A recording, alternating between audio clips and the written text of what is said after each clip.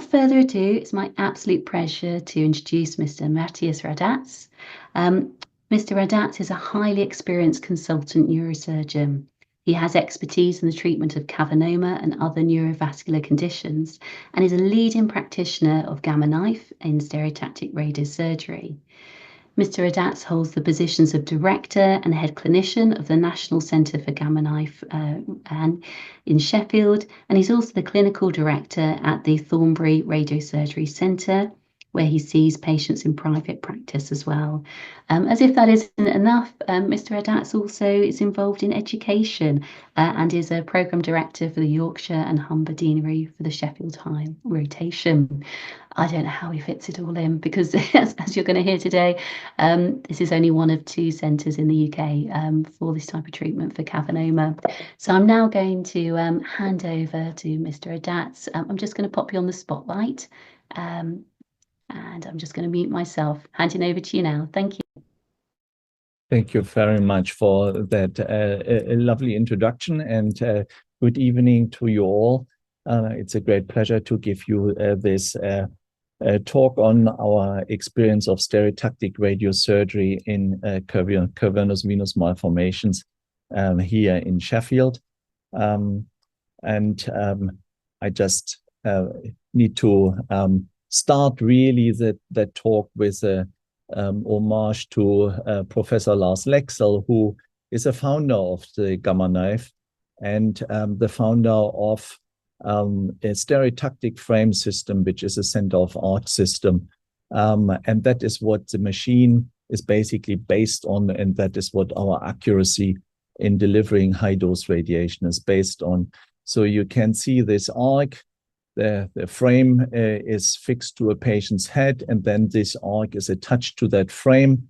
And when you pass that needle here, that's a biopsy needle, around this arc, the target point doesn't change. So you can come in from any point around this arc, forward and backwards, and you will always hit this target.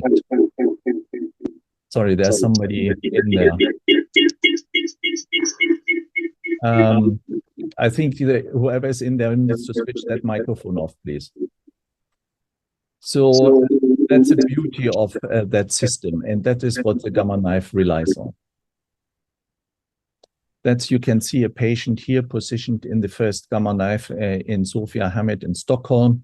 That's a helmet allowing the radiation beams to be collimated and then going through straight into the patient's head. There's the first unit in Sheffield in 1985, and that is where our experience starts with the Sheffield cohort of patients, and that includes many patients, the largest series of cavernoma patients worldwide treated with a Gamma Knife. From the picture, David Foster, who is my predecessor and started that work in Sheffield. So here you have, again, a picture. That's Professor Lexell with a stereotactic frame. And this is a stereotactic frame placed on the patient's head. And then you can see it is docked onto the helmet, and the helmet and the couch move into the Gamma Knife to expose the patients to the radiation chamber and start the treatment. And depending on how much dose one wants to deliver and how many beams we need, the treatment time depends on that. That's a stereotactic frame, and the beauty of that frame is not only that it allows the high precision, it has built-in security systems. So a reference system where we can measure and make sure that the accuracy is there and that there are no distortions or artifacts which could change the position or the location of the cavernoma we are trying to treat. So you can see this is an MRI scan, and this box is consistent of fiducials which are placed around the box, placed on the patient's head on the frame when going into the MRI unit. You can see here that there's a large distortion, and that distortion would have an effect on all the imaging, on every single image, in particular close to that area here, and distorts the target. So it would mean that one potentially would treat normal brain rather than the cavernoma. And here, having this, it allowed us to identify this problem and figure out that it was a metal crust clip from a brassiere, remove that, and then continue with treatment after having repeated that MRI scan without that distortion. Now, the beauty of the Gamma Knife, and that is why it is such an attractive radiation tool, is that the radiation dose fall-off is very rapid. So we are prescribing typically to the 50% isodose of the radiation shot we deliver, and that means that the tissue on the outside of the target, the dose falls off very rapidly. So we have very little radiation access into the normal brain tissue. And that is very important because it reduces the risks of the radiation treatment to cause damage in normal brain tissue. Now, in an ideal target, obviously in an ideal scenario, we would always deliver only radiation to the target we want to hit, i.e. the cavernoma in this case. That doesn't exist. So physics means that you have some normal brain tissue being irradiated. But the art of Gamma Knife Radiosurgery is down to experience and to know what one can get away with. And that's the optimization of the treatment dose to achieve the wanted effect, i.e. stop or reduce the future hemorrhage risk of these lesions, but not to cause radiation side effects. Whilst that is always the endeavor, there's always a trade-off. And so one can never guarantee that there will be no side effects. Even though with the radiation treatment using this machine, these side effects, which I will show later, are very low. Now, going back to the Sheffield experience, this is 85 to 2018. It is a little bit older slide, but you can see the red are vascular abnormalities. The majority of those are arteriovenous malformations, so a different pathology. But we started treating cavernomas from 1986 and to now. So we have a very large experience with treating these lesions. What's important is to realize that there are multiple options for every patient, and it depends on their circumstances. It depends on the location. It depends on the size of the lesion. And one needs to evaluate that carefully in a multidisciplinary meeting. There is a vascular surgeon involved. There's a radiosurgeon involved. And not every patient is suitable for radiosurgery. Not every patient is suitable for surgery. And some patients may have to undergo observation or decide to undergo observation. And then, sadly, there are always some patients which may be completely untreatable. And that is down to the fact that these lesions might be so large in such eloquent parts of the brain, like, for example, the brainstem, that there's really no treatment or modality felt to be suitable to treat this. What are the deciding factors for management? Those depend on urgency of the management decision and the management itself, the expected success rate and the expected risk of such treatment. And then obviously, most importantly, there's a patient choice, which of those modalities they favor after having been furnished with all the pros and cons of each of those modalities. So there's some unanswered questions, really. The first one is stereotactic radiosurgery effective? Now, one of the main issues we have is we cannot show that we actually cure you from a cavernoma and its risks of hemorrhage, because there's no radiological evidence after the radiation treatment that we can show that that bleeding risk is gone. And that is currently the case, and it is probably going to be the case for decades to come. There might be some groundbreaking research at some point where one can find different modalities to see if there is capillary blood within that cavernoma, and show that that capillary blood flow is not there anymore after radiation treatment. This is currently not the case. So we can never tell you that you're cured. The other question is it a real alternative to open surgery? And is it safe? Now, there's conflicting evidence in the literature regarding the safety. And this is obviously what one needs to carefully balance and take into account. And then the other question is it a real alternative of observation in non-operative cases? So the rationale of radiosurgery is to reduce the bleed risk by converting those vessels, which are prone to cause these hemorrhages, into scar tissue. And here you can see one of the classic treatment pictures of a brainstem cavernoma. The yellow line here is a treatment line. So that's where we prescribe the radiation dose 2. And then you have the 20% and the 10% lines. There is still some radiation going there. But because we are doing this for a very long time, we know what we need to prescribe to this to avoid side effects and not cause those patients problems with the brainstem, upper limb function, lower limb function, or devastating complications in their trunks. So it's all a very careful, balanced decision. Now, the early experience was published by one of my registrars back in the 1990s. We had 18 patients which we had treated between 1986 and 1996. And this was a very early study because most of those patients had treatment planning on CT, which is obviously very inferior into what we are using nowadays with a high-quality MRI scan. The natural history was really not very well understood in the world literature. So what is a bleeding risk? If you observe these lesions, what happens when lesions are observed over 5, 10, 15, 20 years?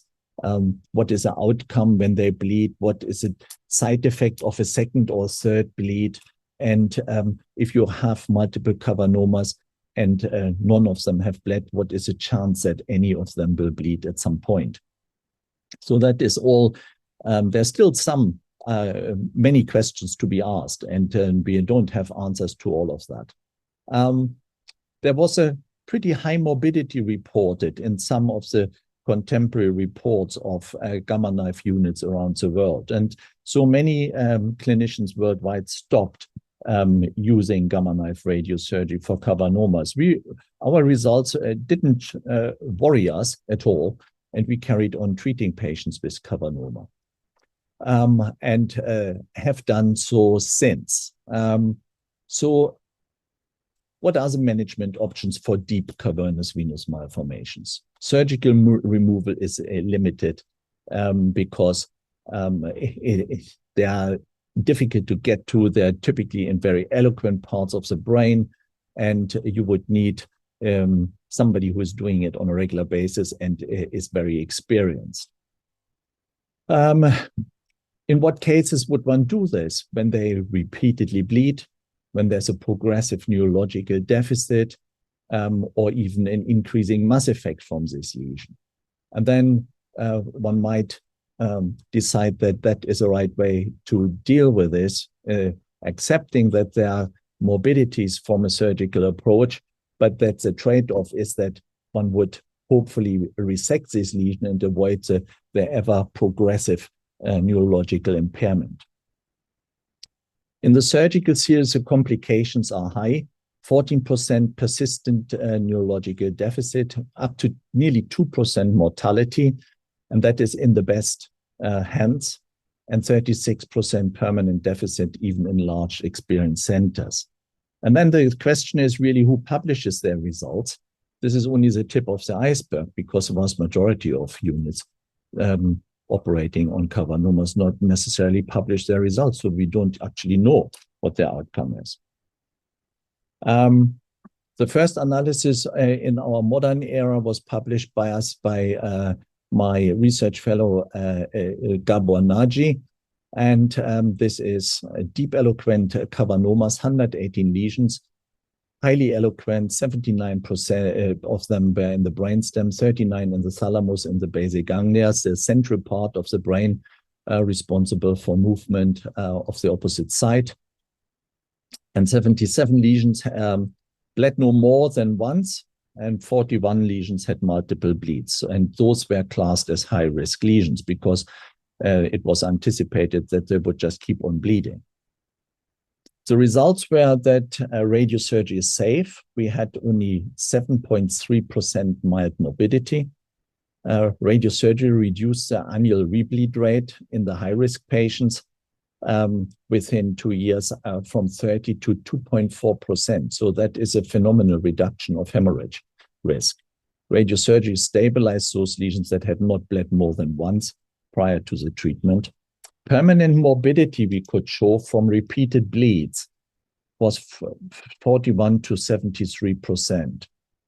And whereas the increase in morbidity after radiosurgery was only 14.6%. So the devastating outcome comes from recurrent hemorrhages. And so radiosurgery, reducing that hemorrhage risk significantly, reduces or improves significantly the outcome by reducing the morbidity. Now, then was a question if it is not better to treat the inoperable cavernomas with radiosurgery rather than to wait to treat them when they have had a second hemorrhage. So the rationale here is basically once they show their nastiness by having shown that they hemorrhage once, one shouldn't really wait for consideration of treatment, because the likelihood is that they will bleed again. And we know that the second bleed, the third bleed, they are the ones which cause a neurological impairment and are so damaging to the patient, whilst radiosurgery is a pretty safe modality. Important when one reads the international literature is that there's a standardization so that we're all talking about the same thing, so that we are not comparing apples with pears. And so there's importance that this is clearly stated, the difference between hemispheric and deep eloquent lesions, the difference in the outcome of patients who have bled just once or multiple times, and then what one does. What is a treatment protocol? On what MRI quality is the imaging planning made? What is the prescription dose? Because one can prescribe higher doses or lower doses. As I discussed earlier, this is a trade-off about success rate and reducing the risks of the treatment. It's important that one treats the cavernoma and not the surrounding hemosiderin ring, because in the hemosiderin ring there is normal brain tissue, so you have a higher risk of causing side effects. One mustn't treat venous anomalies because one can cause a stroke, and those very rarely pose actually a hemorrhage risk. So, and then it is important that one treats this lesion when it is as small as possible and when the blood, the hematoma, has been absorbed. So we would typically not endeavor to treat a cavernoma in the acute hemorrhage phase. We would want to wait at least 3 months to allow this cavernoma just to shrink down to its true size and avoid over-treating by treating hematoma cavity. So if one looks at the bleed rate in the literature, lesions with multiple prior bleeds, they had, in our experience, 32.26% of hemorrhage risk, rehemorrhage risk. And within 2 years after stereotactic radiosurgery, we reduced this in our treatment group to 8.28%. And after 2 years, it went down to 1.51%. So that is a very incredible reduction of hemorrhage risk after one stereotactic radiosurgical treatment. Lesions with no more than one prior bleed had a lower risk of bleeding, 5.71% within the 2 years, and after 2 years, 1.6%. Even in those, a very significant reduction of hemorrhage risk. And what is with a persisting morbidity? To post-treatment hemorrhages. In the deep eloquent group, 5.3%, there was no mortality. And the radiation side effects were very little, in the deep eloquent 4.16, and in the hemispheric group 0.82%, which makes sense because in the deep eloquent locations, the important brain is much more denser packed, and so you're much more at risk of causing potentially side effects. Now, important here, there's no mortality.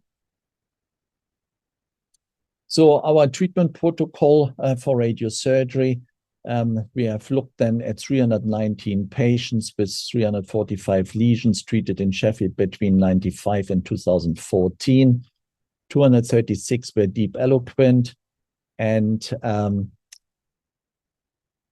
then we had the second group of the 96 patients with hemispheric lesions. So they were analyzed in two different cohorts.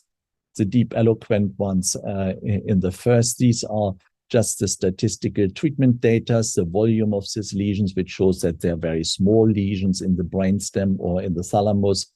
The dose delivered to lesions in the brainstem and the thalamus, and then on a graph which very nicely illustrates how that bleed risk and the bleed rates reduce.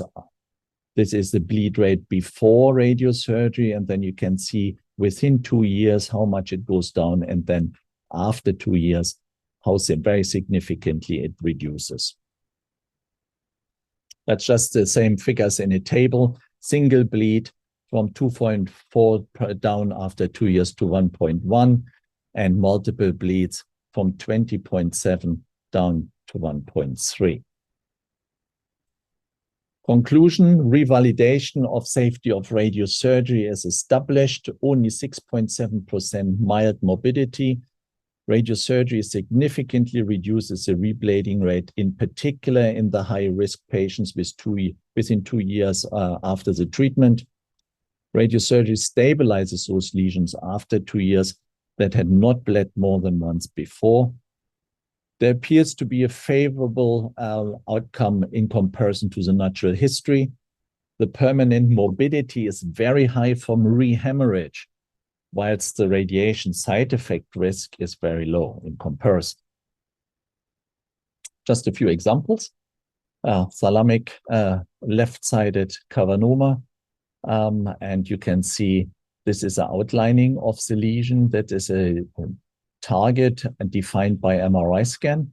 This is a hematoma cavity, which is not part of the cavernoma, so we wouldn't treat that. And you can see here the yellow treatment line outside the hematoma cavity. So it's just tailoring it down to the cavernoma, a very precise sub-millimeter accurate dose plan to treat this highly eloquent placed cavernoma. Another one, probably an ideal target for gamma knife radiosurgery, in the middle of the brainstem, small lesion, and very inaccessible surgically, only with high risk, and stereotactic radiosurgery clearly at a massive advantage here. And then we have other cases where, surgery has its role, and this is a case who suffered multiple recurrent hemorrhages from a cavernoma in the brainstem with increasing mass effect and neurological deficit, and that lesion was surgically resected. So that's what brings us back to the one of the earlier slides of decision making. What's important is what is a presentation, what's the urgency, and what one tries to achieve. This is the second part, hemispheric cavernomas.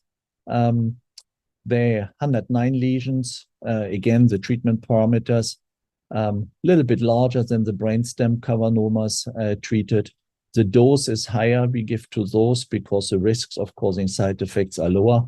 And with a higher dose, you probably have a better protective effect. And again, we could, having analyzed this group, conclude that there's only a 2% mild radiation-related morbidity and a 4% morbidity related to the radiation treatment itself, causing morbidity, basically, i.e. mild neurological deficit. The bleeding risk is reduced in high-risk patients as very significantly as well. Not as dramatic as in the deeper lesions. Radiosurgery stabilizes those lesions after 2 years, which have not bled more than once. It is safe and effective, and outcomes tend to be better than for deep-seated lesions. And that is because of the location and the reduced eloquence of this tissue.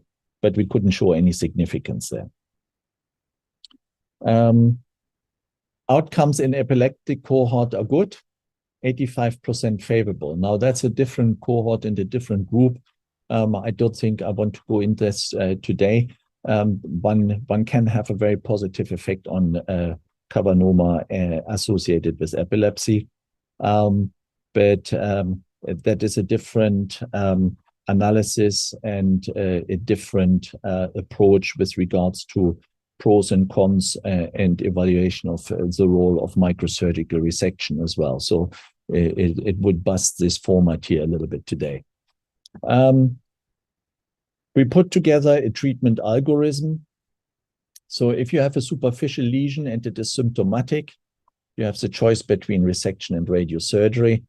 In non-eloquent parts, resection is probably more advantageous because you resect it, it's gone, and you have certainty that it will not bleed again. But that is an individual decision, and we have many patients who don't want to have an open operation and accept that we can't guarantee that this lesion is cured. And they want to do something about that cavernoma and stop it from bleeding again, but they're not prepared to have the head opened.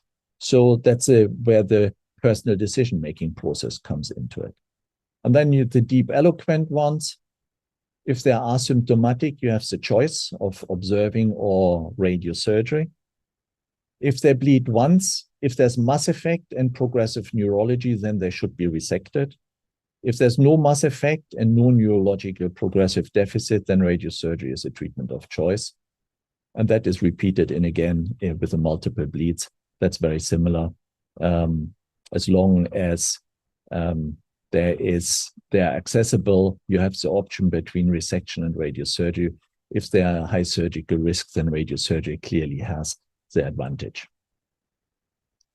Now, there's a cavernoma trial, and obviously this all was, the Cavernoma Alliance was heavily involved in planning this trial and was very supportive because there's really no clear proof that what is the best treatment modality. Is it observation? Is it medical management plus surgical management, either surgical resection or gamma knife radiosurgery? And the CARE trial was a randomized trial comparing medical management versus medical management and surgical management combined, and surgical management arm was either neurosurgery or gamma knife radiosurgery. This was established in the UK, and we managed to complete that pilot trial. We managed to recruit more patients than we were supposed to recruit. It took a little bit longer, but it was a successful trial. And what we basically could show that it is achievable. It was completed. It is a feasible undertaking. The enrollment was good. And the outcome of the trial was that we couldn't show that one or the other arms is more successful. So in both, the primary clinical outcome was either neurological deficit or following the treatment or an acute hemorrhage event. 2 events occurred in each arm. assigned to medical management and surgery, and in 2 cases randomly assigned to medical management alone. So each arm had the same complications, and therefore the trial has not answered the question, what's better, medical management alone or surgical management combined.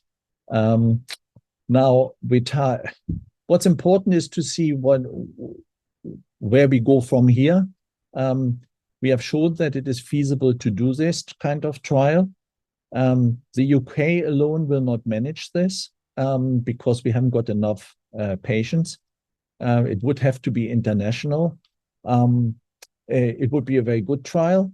I'm not sure what that trial would show, and if it would give us a significant answer and a clear answer which way to go, because this pilot trial has shown that they're both arms are head-to-head, and from that point of view, it would take a long time to show a significant difference.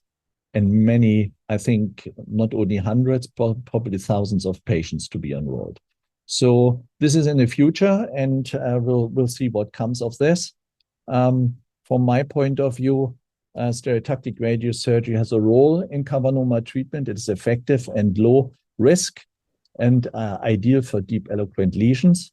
And I'm happy to answer questions.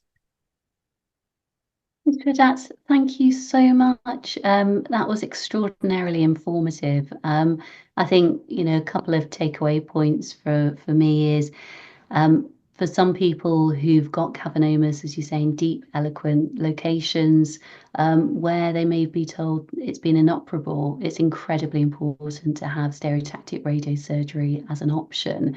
And I think what I took away, looking at that data, how long you've been following people at Sheffield, I can imagine for people watching this webinar, it's reassuring to see the extent that you followed them and the safety data that you have to share in respect of that. So thank you ever so much.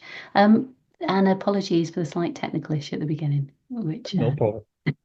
Human error, I'm just going to fess up. So now is a unique opportunity to ask someone who's extraordinarily experienced in this area about stereotactic radiosurgery. So just as a reminder, on your screen you have a little speech bubble with a question mark. It'll be at the bottom or top depending on where your control bar is, and in that you can put your questions. So please do add your questions, and Mr. Radatz, I'm going to read those out to you. So the first question: is there an advantage in small multiple doses, or is it all in one hit? So this is a question about the delivery. No, it's all in one hit. There's no advantage in small doses. The purpose of doing that treatment is to damage the vascular walls of these pathological vessels, and for that you need a certain level of radiation to be delivered. So giving small doses in many portions, i.e. fractionation, is not beneficial really. And it's not needed because the volume of these lesions is so small. Excellent, fantastic, thank you. So next question. So this person says, my neurosurgeon advises against having stereotactic radiosurgery to treat my spinal cavernoma. What experience do you have with spinal cavernomas?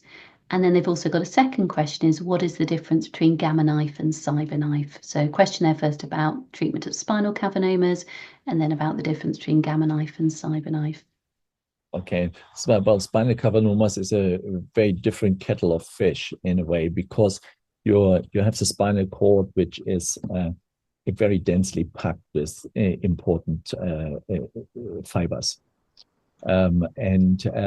So the risk of causing you problems of a neurological deficit, a new neurological deficit, are significantly higher than, for example, in a hemispheric brain lesion or in a cerebellar brain lesion.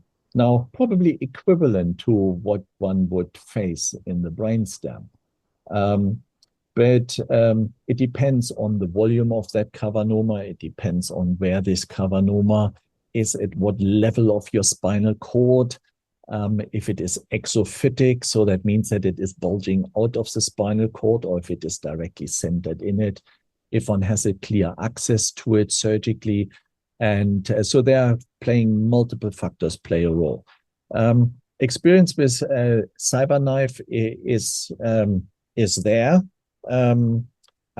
Not in any way with the numbers we have here in Sheffield with the cranial ones.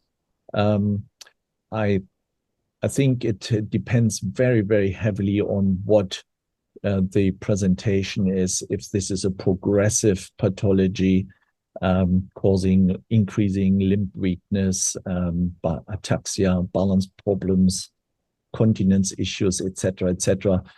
If it bleeds again, has it repeatedly bled? So there are multiple factors playing in it, and one needs to carefully analyze the imaging between both of these experts, a CyberKnife user versus a microsurgeon who does this all the time.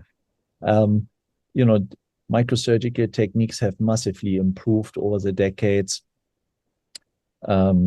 These kind of tumors are now, cavernomas are resected with spinal cord monitoring, which makes it as safe as it can be.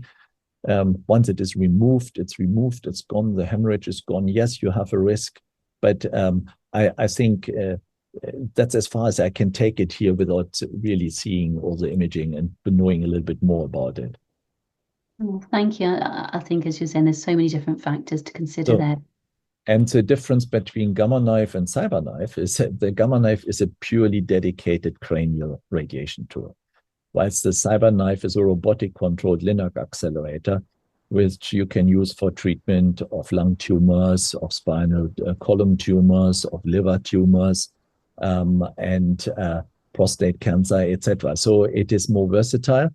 The radiation distribution, that means the spilling of radiation goes outside the target, is a little bit more than with a Gamma Knife. Yeah. But that again depends on who's planning it, how it is planned, and how long the treatment is taking. So there are many variables, and it depends on the experience of the individual you're going to. Thank you ever so much. And we're getting a lot of questions in. People are clearly finding your talk incredibly helpful. The next question is, after Gamma Knife, how long is the recovery process? You go home on the same day. So, for convenience, I say usually 3 to 5 working days. Don't go to work. Just let the scars from the pins settle down, and just take a few days to relax and chill. But I have many patients who go back to work the next day. Excellent. Which, yeah, big difference to that and neurosurgery. The next question, I have a frontal lobe cavernoma. It's 2.2 centimetres and it bled 3 years ago. I've only been offered watch and wait. Should I pursue a surgical intervention statistically? Statistically, out of my experience, once that lesion has bled, it is quite likely to bleed again. Now, the question is, which frontal lobe is it in? Where is it placed? And is it the dominant frontal lobe or not? Is it superficial? Is it deep? So again, it needs to be individually evaluated. And I think, it's if it is in a non-eloquent frontal lobe, I think your risk of suffering, devastating side effects of another hemorrhage is very small. But then you never know what kind of hemorrhage that might be. It could be just a small ooze. It could be quite a sizable hemorrhage. So it's unpredictable. You need to go by your gut feeling, I would say. And there's always an option to go and find a second opinion. And I would say we often get queries to our helpline, and people are uncertain about whether they could or should get a second opinion. Just to say, symptomatic cavernoma is rare. And just to the members there worried about that, you can ask. And we do always say to people, you know, you're not being critical of your neurosurgeon to ask for a second opinion. It's very understandable, given it's a rare condition. Mr. Radatz, what's your view on second opinions? Because people can sometimes be quite nervous about asking for them. I'm very open to second opinions. I think it's the right thing to do, in particular in those case scenarios where you have a different idea to what you have been offered or what has been explained to you. 2.2 centimeters is potentially suitable for gamma knife radiosurgery as well. So you have all the options open of observation surgery or gamma knife radiosurgery. So from that point of view, it's certainly, there should be no reason not to have a second opinion from my point of view. And I'm very happy always to offer my patients a second opinion. Well, thank you for saying that. I think that will reassure people to hear it from a consultant neurosurgeon. So we're getting lots of questions in. And just to say, we're going to do our very best to answer as many as possible within the time. But apologies if we don't get to your question. So next question. Could you please briefly explain the Zambrowski classification and its relation with the decision-making process regarding radiosurgery? Sorry, what classification? It's not one I'm familiar with. It's Zabramski. So Zabramski. I haven't any knowledge of the Zabramski. I will be Googling that after this webinar because I'm intrigued. Yeah, I will. It's always good to learn something new, isn't it? So the next question is there a place to use transmatic acid to protect from bleeding? Well, it is used to reduce potentially hemorrhages, but I'm not aware that is routinely used in patients who have had cavernoma hemorrhage. And then they've done a supplementary question, and that is around pomegranate flower and whether that offers a short-term protection. Don't know. No. And I just say, we know it's not uncommon for people within the cavernoma community to be exploring alternative options, but we would always say anything that you're considering taking as a supplement or buying off the internet, please do speak to your neurologist, speak to your neurosurgeon, because some of these alternative supplements can actually be contraindicative with medication that you're taking. So the next question, I have a left parietal lobe cavernoma with epilepsy. Could I be considered for stereotactic radiosurgery? And they've also followed up to say they've had multiple bleeds over 9 years. Well, the multiple bleeds is the worrying factor. One needs to evaluate that imaging. One needs to see how sizable this lesion is, if it is adjacent to any eloquent parts of the brain, and then one can make a decision on this. Potentially, if it is small, not too large, then stereotactic radiosurgery, would be an option, and it may have a positive effect on the epilepsy as well. Excellent, thank you. So somebody's asking a question about the type of CCM they have. So they've got CCM1, and they're saying, is Gamma Knife advisable if you have CCM1? Have they bled? That's the main question. Yes, they haven't actually said that. So to the person who's posed that question, maybe you could answer both if they have and they haven't. Well, I wouldn't treat a cavernoma which has not bled. Thank you. So the next question is there an optimum age for Gamma Knife treatment? No. And then linked onto that, so this person says, my daughter is 6 years old. Would the stereotactic radiosurgery be safe for her? She's got cavernoma on the left lobe right in the middle of communication, and it's affected her speech and language. It's bled and caused seizures.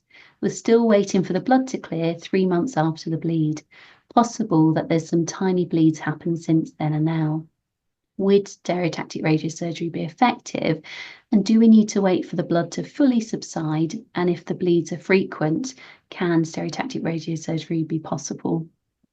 Well, you would want to wait until the hematoma is absorbed, as I said in my report, because you want to treat the smallest portion and only what is necessary, in particular when it is affecting the speech.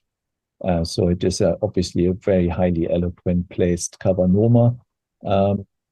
And if gamma knife radiosurgery is suitable depends entirely on the volume of this lesion.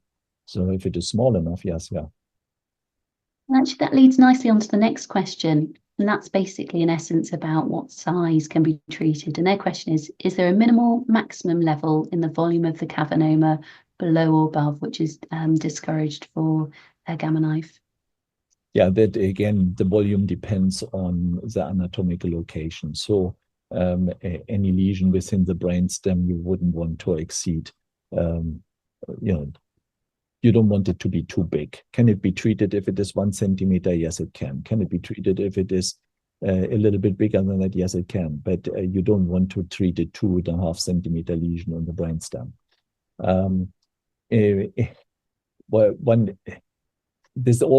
It's not always what is possible and what one can do. One needs to evaluate really what is in the best patient's interest here, and to evaluate what if microsurgical resection is not the better way forward when the lesion is so sizable.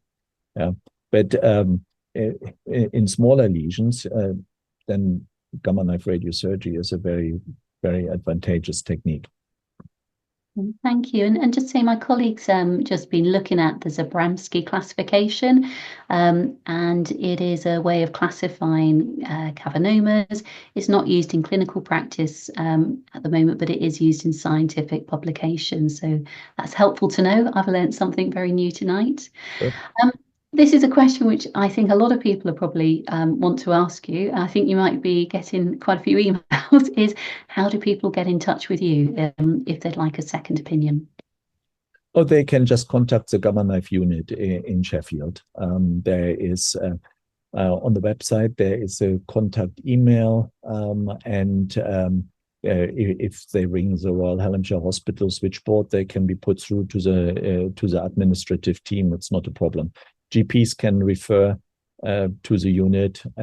Ideally, we would like a neurosurgeon to refer, but just because of getting all the vital and important background history as well, so that one knows what the history is. Have they bled? How often have they bled? What is the neurological presentation? Also, that makes it all very much more effective and helps with the discussions. But yeah, a referral is usually not a problem. Excellent. Thank you so much. And just to say, I've got another 8 questions. I don't know if we're going to get through all of those, but I'll do as many as I can. And I'll ask my colleague who's on the call with me to share in the chat the website and how to get in touch for a second opinion. So the next question. I was lucky enough to have gamma knife surgery by Patrick Grover in August 2024. Unfortunately, in November, I had another bleed along with swelling. I was prescribed steroids to treat this swelling. In your opinion, is this common for a rebleed and swelling so close to having the gamma knife? And does this affect the gamma knife working? Well, that hemorrhage is independent of the treatment which was given in 24. And has no impact on the long-term outcome because the radiation is delivered to the pathological structure. So I think you just need to sit tight and see how it goes. The next question is it possible to have stereotactic radiosurgery for those who have multiple cavernomas? Yes, it is. But as I said, we wouldn't treat the non-hemorrhagic ones. So next question. I have a brainstem cavernoma. It bled in September, November. A lot of my symptoms have reduced, but I still have diplopia. Is this likely to now be permanent, or should I expect further improvement? Recovery of those neurological deficits can take 2 years. So can be positive. it can improve. It can take time. Yeah. Next question. So having had Gamma Knife, would you recommend annual MRIs long term or just for the short term? From my point of view, there's no potential gain in just keeping on annual MRI scans indefinitely. I would, after a certain period of time, if that lesion is unchanged after treatment, just go and have MRI scans only if I'm symptomatic, newly symptomatic. And then this is a bit of follow-up information. So to the person who shared earlier that they have CCM1 and was asking about stereotactic radiosurgery, they've come back to say that it has been symptomatic. They had a mild stroke as a result of their CCM1. Yeah, well, they need to be referred, and then we can have a look at the imaging and then take it from there. Fantastic. We've actually got through all the questions, which is incredible, because as I was going through, there were a couple that were duplicates. So I just want to say a massive thank you. My head's buzzing with all the information I've taken away from this. And I think the number of questions is really indicative of how interested people have been in today's webinar. Just to flag, you'll see in the chat that my colleague has just shared the web address for the National Centre for Stereotactic Radiosurgery. And just as I said at the beginning, this treatment is only available in Sheffield and London. So just to make you aware of that, unless Mr. Radatz, it's available elsewhere for cavernoma.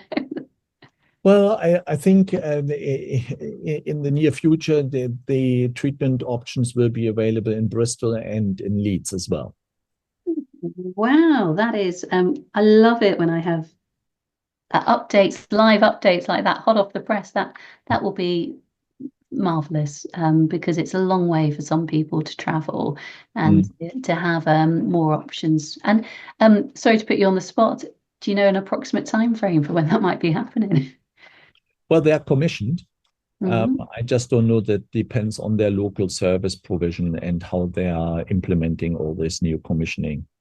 So, but as far as I know, Bristol and Leeds are commissioned for this kind of work now as well. Excellent. I know what I'll be doing in the coming days, following up with them to find out more information. So our webinar tonight has now come to an end. I just want to say thank you, Mr. Radatz. Pleasure. You are an extraordinarily busy man.